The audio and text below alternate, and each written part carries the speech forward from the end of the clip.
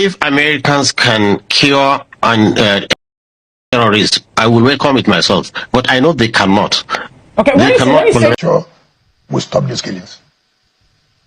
It's not for me to capital. The killing of Christians in Nigeria has once again sparked global outrage. In this video, I'll be showing you two shocking updates.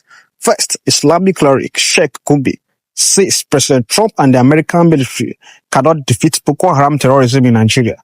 The best solution is to negotiate with them. That statement alone has left many Nigerians speechless. But there is more. Nigeria's FCT Minister Wike has reacted, saying he will support President Trump in providing and supporting Nigeria with modern technology to help fight terrorism, especially in response to the growing claims of genocide against Christians in the country. If it's China coming to say that, people will believe it, because China is not prognosing into our internal affairs. If it's Russians, people will believe them. But America are not to be liars. They say Saddam Hussein has new weapons of mass destruction, and there is none. And they have caused confusion in Iraq, in Libya, and everywhere. So when they say Muslims are killing, or there is massacre of Muslims like Christians in Nigeria, from which side? They didn't specify whether it is the government or whether it is the Muslims that are doing it, or even if Christians are targeted. Whatever it is, if Americans can cure and eliminate the terrorists, I will welcome it myself. But I know they cannot. Okay, when you say they cannot, let me tell you. Okay. They have fought 20 years in Afghanistan. They could not finish them. Afghanistan is in Syria now. This same thing. And this terrorist, you see, it's not easy to just come and drop bombs here and there and think you finish them. They have infiltrated the society, so it's going to cause more damage. More Muslims and more Christians will be killed if America would drop a bomb in Nigeria. I'm telling you this. You can take it for a record. So what we are trying to avoid, we are going to even compound it. Look, myself, I have been trying to see how we can pacify these people. I've been going to see how we can pacify these people and redirect them, because they are human beings. They listen and reason. But if you say you want to use force against force, then you will compound the problem and make the thing dirty. If Nigerian army, which has been very active in many hotspots, cannot deal with this issue for 18 years, for 15 years with Boko Haram, and now the bandits, and to me, the bandits are even more vicious, because you said something about Nigerian army not being able to do something about it for some time now. You have been the person, or rather, news have actually carried it that you more like a mediate or serve as an intermediary between them and the government, and that actually has sparked quite reaction among Nigerians. What can you tell us to be, some of the good points or flash points of your, interaction or discussion with them, especially when you had to get into the bush? Because the other time we're talking about giving them amnesty and all that. Yes, you see, just to entice them to leave their weapons. You see, one thing good about it is, you see, you don't treat a disease without diagnosis. If a doctor can diagnose a disease, even if it's cancer, he will know how to manage it. So the good thing about it is, now before we are fighting a phantom, we don't know something is fighting us, coming to take us. We don't know that person. Now, by going to talk with them and sit down with them and to hear their grievances and understand their psychology, so we are able now to contain the problem. Now Kaduna is relatively safe. I can say from you don't hear any more mass killings now in Kaduna, because we understand their psychology, and the governor is cooperating. We are talking to them, and they are keeping their weapons. They are not fighting. They're still on the weapons. They hold the weapons, but you see, this is a small, gradual process in which slowly we will civilize them, we'll take away their weapons and let them into good citizens. So this is it. It has to be systemic. But for America to come and start bombing in northern Nigeria, I'm telling you. Towards President Donald Trump's statement about the killings of Christians, he described it as genocide. And it says that he has alerted the Department of War, according to what he is tagged it now, that they should prepare for an involvement and engagement in Nigeria. What is your own view? Are you worried about a possibility of a Trump invasion of Nigeria? Hashem, thank you for this opportunity. In fact, I think you may have promoted this program today. Before I came in here, so many people were sending me texts. Oh, please, don't speak about Trump. Please, this and that and this. And I just laughed. I'm a Nigerian, a full-blooded Nigerian. I'm a Christian. My father is a pastor. My family are all Christians. I serve in this government. First of all, it's an indictment of my person as a Christian. It's an indictment of my family as Christians that a government that I'm serving, anybody will allege that that government is supporting genocide, killing of Christians, and then I'm still in that government. This is politics taken too far. Is this politics? This is politics taken too far. What do you mean? Let me just come. The Inspector General of Police is a Christian. The Director General of State Security Service is a Christian. Today, the Chief of Defense is a Christian. The former Chief of Defense was a Christian. Now, tell me how any right-thinking person will say that we are in this government. The Secretary to Government is a Christian. We sit in a government that will support the killing of our own people. That's why I say politics taking too far. Is it Trump that is playing this politics, or who is playing? I am coming. You see, there could be some misinformation or destruction. It's unfortunate. All I tell people is that nobody will be happy for the death of anybody, whether a Christian or a Muslim. No right-thinking person, no leader will say, I'm happy that Muslims are dying, I'm happy Christians are dying, I'm happy non-believers are dying. Nobody. Not the president I know. Not this president I know. I'm not talking about even the government now. It is not possible. Not to come as an individual. Not this president I know, whose wife is a senior pastor, will shut his eyes and will not do anything that a particular religion is being eliminated. Certainly not. Could complacency mean complicity? If things are happening, and it might not be the fact that there is a genocide against Christians in Nigeria, but if Christians or Muslims or anyone at that is killed, because any life, whether any creed or any tribe or any religion, anybody that is killed is in Nigeria. And it's important, but the question is that could the government have be serious about the issue of security? Can we tell ourselves the simple truth? In every political era, you see things come up. Will you be candid to us and Nigerians that this government is not doing quite a lot in order to tame this insecurity or terrorism? Is the government doing terrorism? Yeah, of course, quite a lot. Quite a lot. In fact, as I speak to you, I don't know any government that has put in resources in taming terrorism as far as this government is concerned. I have said severally, and I want to say this clearly. We must know that this country belongs to all of us. We must know the existence of this country is for our own interest. What is the problem?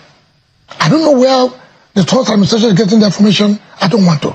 But all I'm saying is that nobody can say that this government is shutting its eyes to say that a particular religion is being eliminated. A particular religion is being, it's not correct. And that's what I'm trying to say. I'm not happy that terrorists are killing our people. Terrorists are killing Christians.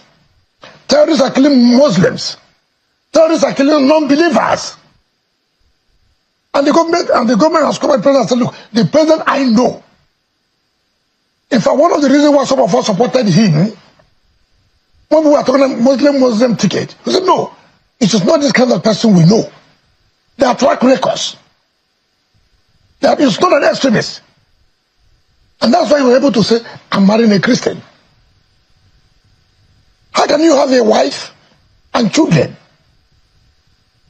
And then you go and shut your eyes where they have been eliminated?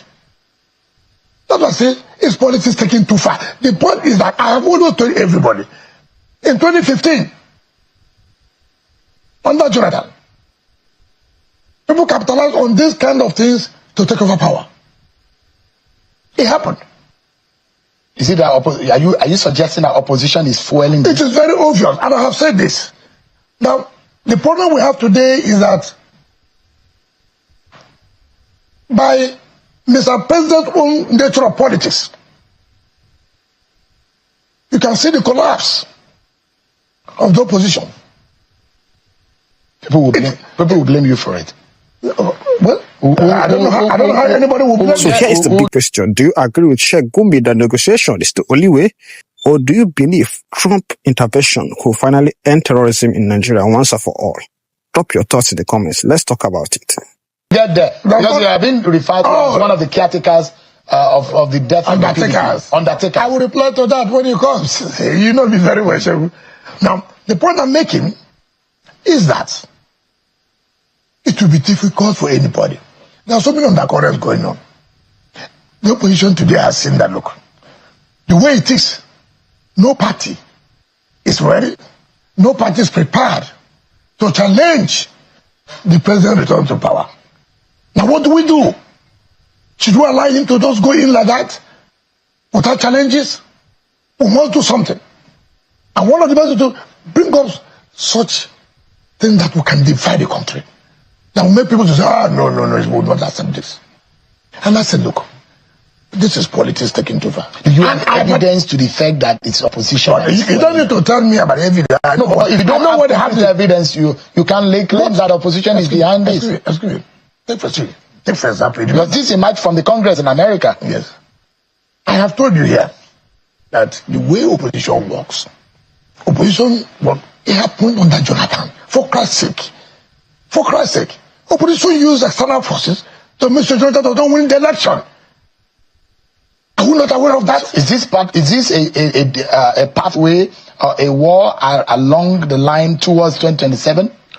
Is this about 2027? Everybody knows that. I don't need to be told. But it will be stupid of me not to know. Minister, the undercurrents going on. Minister, let's look at it in this way. If you look at the north central region of the country, you have Nasarawa, you have Benue, that is largely a Christian-dominated state. I agree with you. You have some part of Kwara, that in the southern part of Kwara, Christian-dominated. Yes. Some part of Kogi, Christian-dominated. Yes. You look at Plateau State, Christian-dominated. Yes. You look at southern Kaduna, Christian-dominated. Yes. And these are the center point of banditry. Yes. Churches are being burned. Yes. And people are being killed. Yes. Would it be right to also say maybe those who are pushing the narrative to the Trump administration that Christians are being killed, because the domination of Christians in this community suggests that the majority of people that are being killed are Christians? So I have told you here. This fact has been laid in that. Take for example, when Governor Tom was the governor, that was what happened in Benue State. Governor Tom was governor. Tinubu was not the president. When the Chibok girls were kidnapped and taken away, Jonathan was the president. So killings in Plateau, in Benue, it's not because Tinubu came into power. That's the point I'm trying to make. And you cannot say that the government under his leadership has not taken steps to see. You don't think that this government is complacent? It's not complacent. If you look at the figures of the killings and the number of the casualties, the violence that we've seen in the last year. Let me tell you, I don't need to be a Christian for me to feel bad that people are killed. I don't need to be a Muslim to feel bad that human beings are being slaughtered. Rather, I should say, as a human being, as a patriotic Nigerian, what do I do to support the government in making sure we stop these killings? It's not for me to capitalize that people are dying in Plateau. It's not for me to capitalize people are dying in Benue in order to take over the rest of governance. No.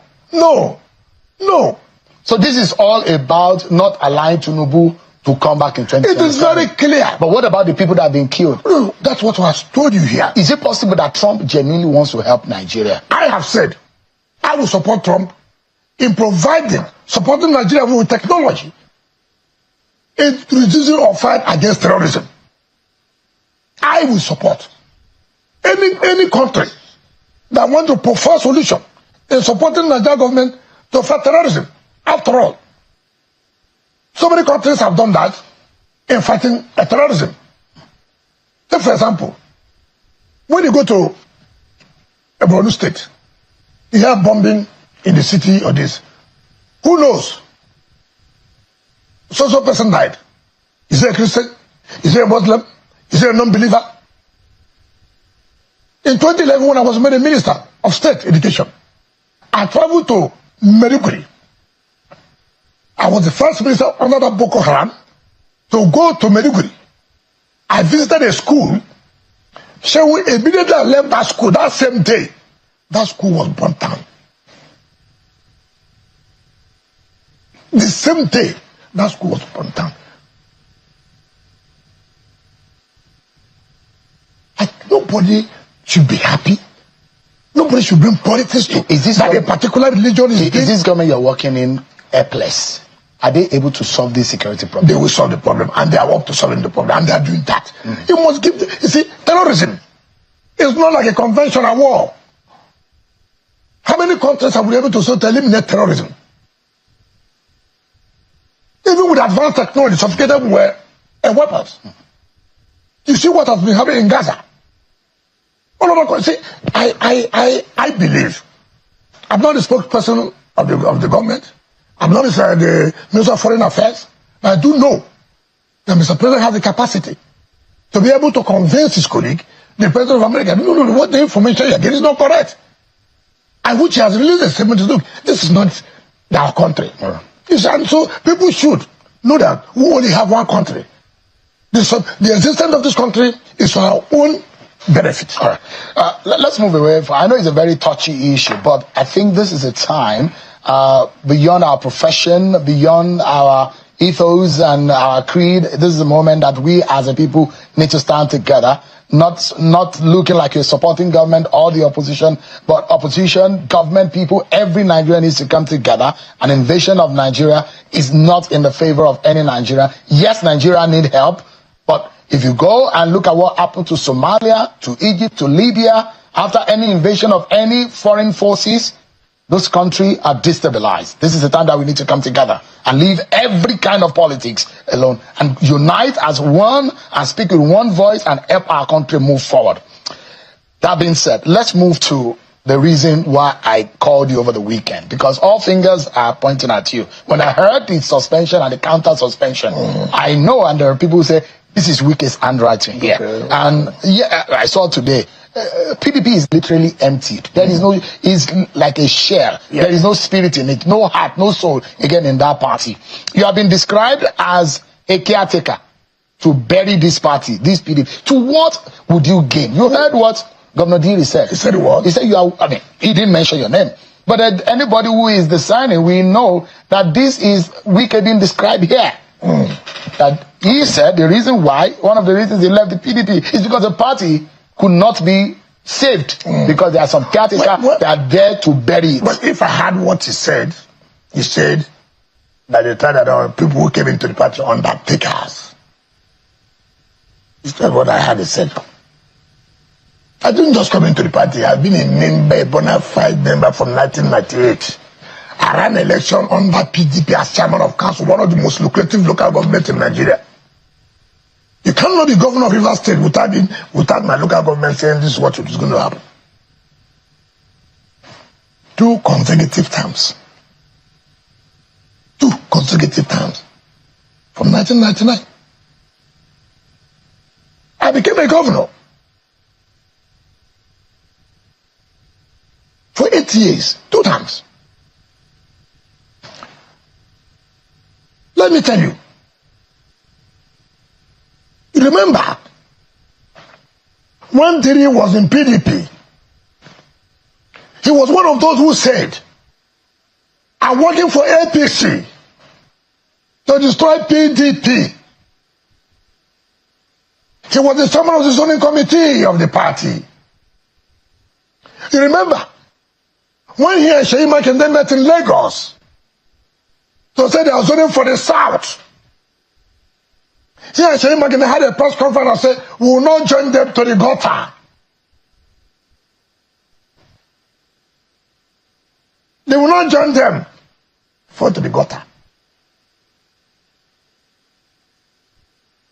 The undertaker has now helped him to move to the party that the undertaker was paid.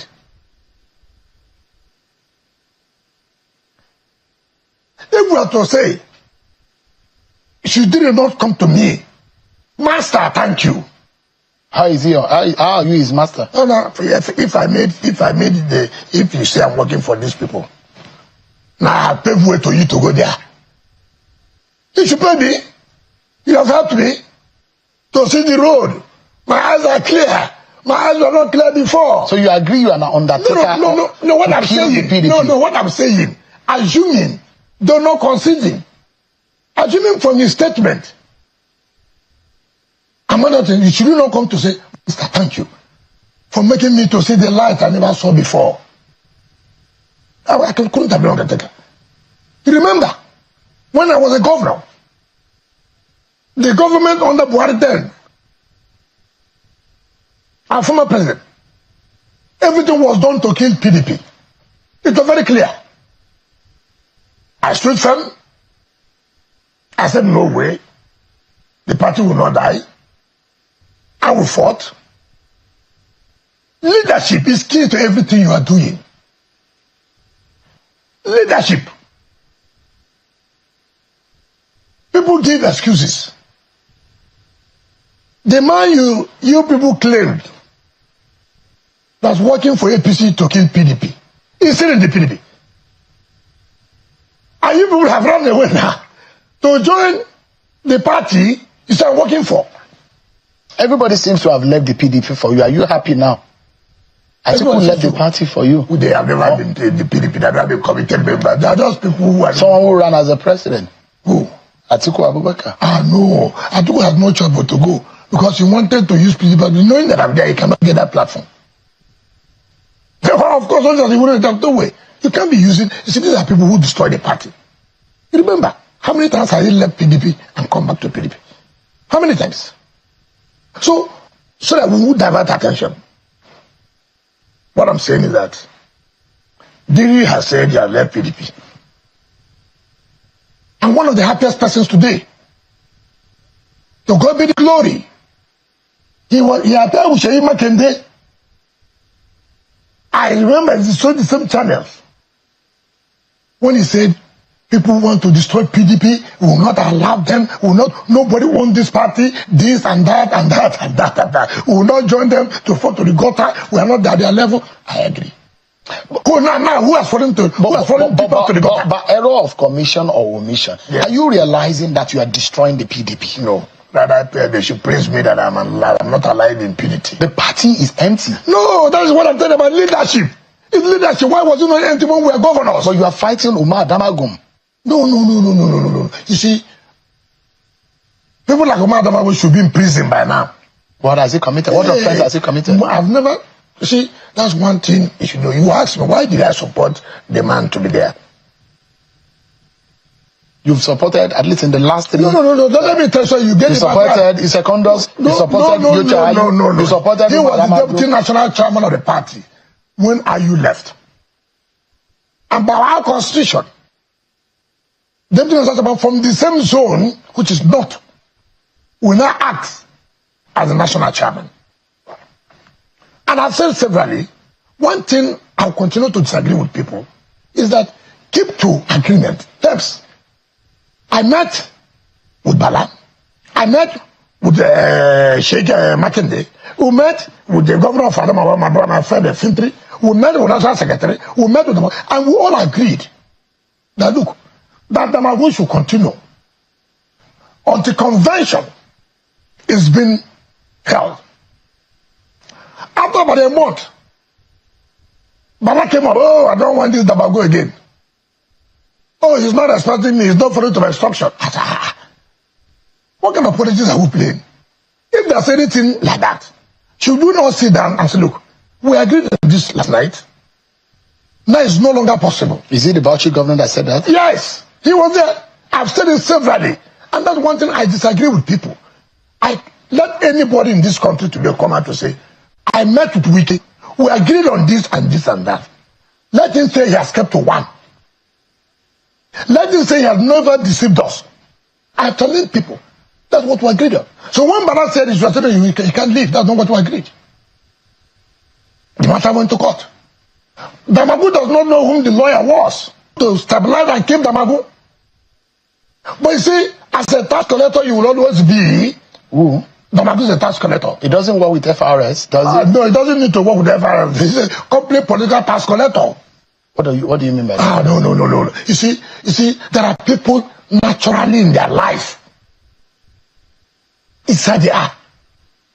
They think that money is everything in life. They think that they can never be steadfast. Let them go challenge me. Let him go to court and sue me and say, look, this was what the minister said about me. He knows he cannot. Do you have evidence? Oh, it's not about evidence. It is I am the one. You can't allege a criminal offense. You know you're a lawyer. The last time you spoke, there's someone who has gone to court. Nobody has. No. So they told you they have gone to court. Yeah. Who has served me? But they've sued channels. They've sued channels. They should fight. I was the one who said so. That you defamed them. No, they should sue me. They should sue me. Tony Cole has gone to court. But we are in court because of what he said. You have not told me. They should sue me. I'm the one who said. Channel didn't say so.